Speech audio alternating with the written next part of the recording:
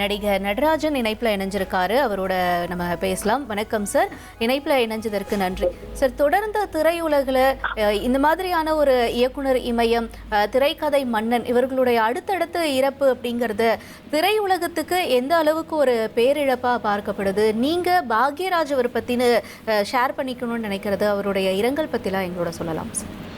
என்ன மேடம் பண்றது, இது ரொம்ப ரியலி அன்பார்ச்சுனேட். அதாவது ரெண்டு பேருமே பாரதிராஜா சாரா இருக்கட்டும், பாக்யராஜ் சாரா இருக்கட்டும், அவங்க இல்லாத சினிமாவை நம்ம தமிழ் சினிமாவை யோசிச்சே பார்க்க முடியாது.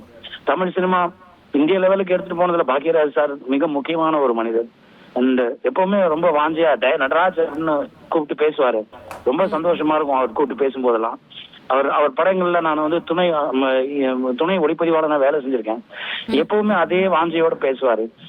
எப்படி இது நம்ப முடியலையா நம்ம உடம்பு நம்ம ஆயிடுச்சுன்னு சொல்லுவாங்கல்ல, மரத்து போச்சுருவாங்கல்ல, அந்த மாதிரி ஆயிடுச்சு. இதை கேட்ட உடனே நான் இப்ப படப்பிடிப்புல இருக்கிறதுனால என்னால அங்க வர முடியல. அது அன்னைக்கு போய் சீக்கிரம் முடிஞ்சவன போய் அது அவருக்கு லாஸ்ட் ரைட்ஸ் பண்ணணும். இது மிகப்பெரிய இழப்புங்க. எங்களால நம்ப முடியல. இப்படி ஒரு நியூஸை எங்களால நம்ப முடியல. ரொம்ப ரொம்ப பாதிப்புங்க. இது எப்படி சொல்றதுன்னு தெரியல, சொல்றதுக்கு வார்த்தைகளே வரல. அவருடைய ஆன்மா சாந்தி அடைய எல்லாம் உள்ள இறைவனை பிரார்த்திக்கிறேன். அவங்க குடும்பத்தாருக்கு என்னோட ஆழ்ந்த இரங்கலை நான் தெரிவிச்சுக்கிறேங்க. இனி செல்லும் இடமெல்லாம் செய்தி. தந்தை டிவியின் வாட்ஸ்அப் சேனலை ஃபாலோ பண்ணினா செல்லருக்கும் இடமெல்லாம் செய்தி. இதோ QR கோட் இப்பவே ஸ்கேன் பண்ணுங்க, ஃபாலோ பண்ணுங்க.